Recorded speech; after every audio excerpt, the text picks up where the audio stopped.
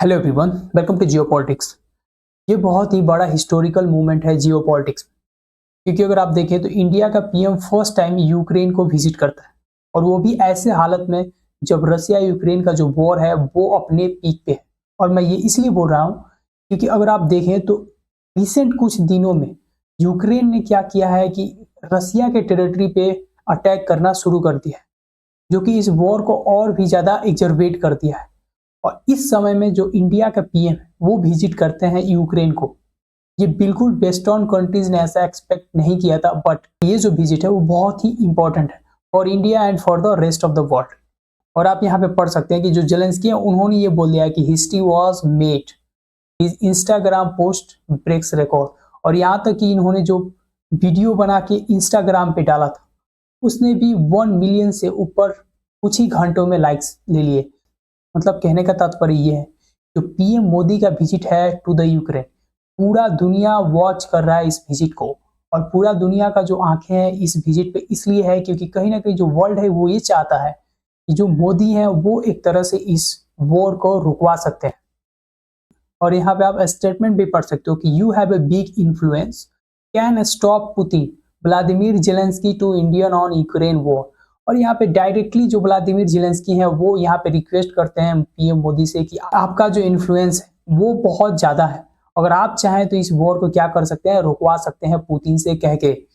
सवाल ये है कि क्या सच में जो इंडिया है वो इस वॉर को रुकवा सकता है या नहीं, क्योंकि अगर देखा जाए तो इस वॉर को 3 साल होने वाले हैं।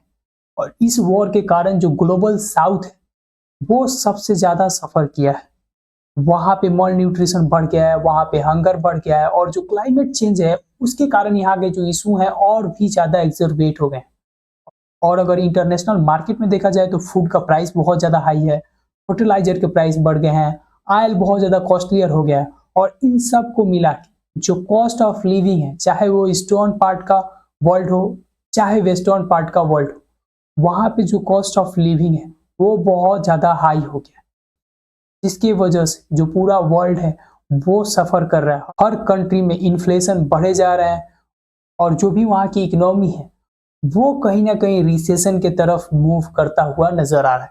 और खास करके अगर वेस्टर्न कंट्री में देखा जाए तो सबका जीडीपी जो है वो स्लो हो गया है इस वॉर के कारण। इस वॉर के बीच में अगर कोई प्रॉफिट कमा रहा है तो वो है वेपन बनाने वाली कंपनीज, और वो नहीं चाहते कि ये वॉर रुके। इसी के कारण कहीं ना कहीं अगर आप देखें तो यूक्रेन को बार बार फंड किया जाता है ताकि यूक्रेन इजराइल अपने वॉर को कंटिन्यू रखे, और जितने सारे कंपनीज हैं जो भी वेपन्स को बनाती हैं वो अपने प्रॉफिट को कंटिन्यू रखे।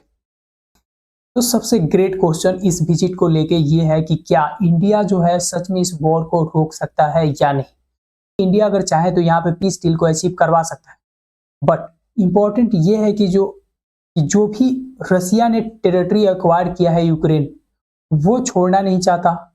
और वहीं अगर दूसरी तरफ आप जेलेंस्की को देखो तो वो जो भी टेरिटरी एक्वायर्ड किया गया है रसिया से वो भी नहीं छोड़ना चाहते।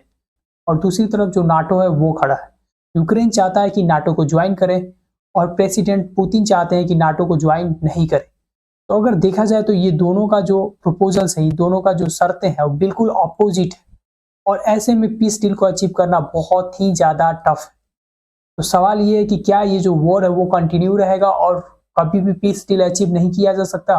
तो बिल्कुल नहीं। अगर रसिया पे चाइना और इंडिया मिलके प्रेशर बनाए तो हो सकता है कि आने वाले दिनों में ये जो वॉर है उसको रोका जा सकता है। बट चाइना ऐसा नहीं चाहता कि ये जो वॉर है वो रुके, क्योंकि चाइना यहाँ पे प्रॉफिटेबल है। इंडिया को भी अगर देखें तो इंडिया भी धीरे धीरे इससे प्रॉफिट हो रहा है। अभी करंट में इंडिया जो है चाइना से आगे निकल गया in terms of oil purchase from Russia, यानी कि रसिया से सबसे ज्यादा ऑयल कोई कंट्री अभी खरीद रहा है वो है इंडिया। और ऑयल खरीद के इंडिया क्या करता है, उसको रिफाइन करता है और बाकी जो नेबरिंग कंट्री है उसको भी बेच रहा है। तो ये इंडिया के लिए विन विन सिचुएशन है। और इस बात से भी ये विजिट जो था बहुत ही इंपॉर्टेंट था, क्योंकि अगर आप देखें तो वेस्टर्न कंट्री ये बार बार प्रेशर बनाता है। हर बार जब भी कोई भी इंटरव्यू होता है जहां पे एस जयशंकर जी जाते हैं वहां पे यही क्वेश्चन होता है पहला, कि रसिया का जो ऑयल आप खरीद रहे हैं उसका क्या।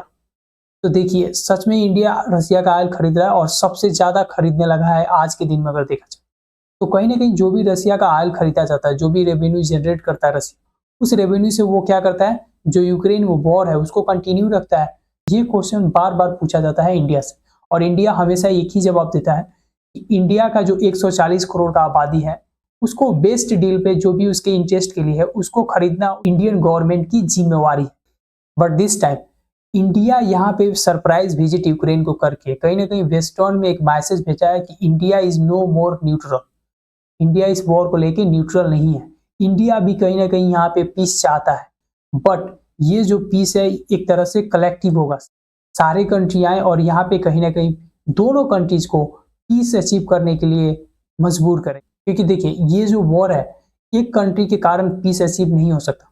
वेस्टर्न जब तक फंड करते रहेगा यूक्रेन को तब तक रसिया जो है वो लड़ते रहेगा यूक्रेन से। और अगर आप देखें तो सेकेंड नंबर पे रसिया आता है न्यूक्लियर वीपन्स के मामले में। रसिया के पास आज भी सबसे ज्यादा nuclear weapons in the world है, मतलब सेकेंड नंबर पे। फर्स्ट नंबर पे यूएसए है। बट रसिया के जो प्रेसिडेंट पुतिन है उन्होंने ये बताया है कि जो रसिया का न्यूक्लियर वीपन है वो एडवांस टेक्नोलॉजी से लैस है, जो कि यूएसए के वीपन्स के पास नहीं है। तो देखिए सवाल सिंपल सा है, कोई भी न्यूक्लियर वीपन हो जब भी वॉर में यूज होगा, जिस टेरिटरी के ऊपर ये यूज होगा उसका इंपैक्ट बहुत साल तक रहता है, और वो जो टेरिटरी होता है जहां पे न्यूक्लियर वीपन का यूज हो जाता है वो हमेशा के लिए खराब हो जाता है, क्योंकि रेडिएशन इतना खतरनाक होता है कि यू कांट इमेजिन। और इस बात को लेके वर्ल्ड कंसर्न है, क्योंकि जिस तरह से वेस्टर्न कंट्रीज यूक्रेन को सप्लाई कर रहा है वीपन्स एंड मनी, उस तरह से ऐसा लग रहा है कि रसिया जो है वो रुकने वाला नहीं है।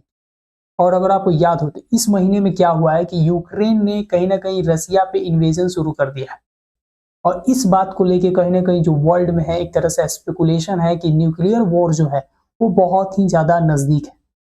और ऐसे में जो इंडिया का विजिट है टू द यूक्रेन वो कह लीजिए बहुत ही इंपॉर्टेंट, क्योंकि अगर इंडिया किसी भी तरीके से यहाँ पे पीस डील अचीव कर पाए तो इंडिया का जो पोजीशन होगा वर्ल्ड लेवल वो ग्रो होगा। क्योंकि अगर आप करंट में देखें तो दुनिया में सबसे ज्यादा इन्फ्लुएंशियल लीडर कोई है तो वो है पीएम मोदी, और उनके बातों को सारे कंट्रीज ध्यान से सुनता है, there is no doubt about it. आप उनके पॉलिटिकल पॉलिसीज को लेके उनसे डिस्टेंस कर सकते हो, बट जो फॉरेन पॉलिसी की बात आती है तो जो मोदी गवर्नमेंट है वो टॉप पे है, और वो हमेशा इंडिया का जो इंटरेस्ट है उसको सर्व करने में लगा हुआ है। सो आने वाले दिनों में ये देखना है कि क्या सच में जो इंडिया है वो कहीं ना कहीं इस वॉर को रोकने में क्या रोल प्ले करता है, क्योंकि इस वॉर के कारण जो वर्ल्ड है बहुत ज्यादा सफर कर चुका है।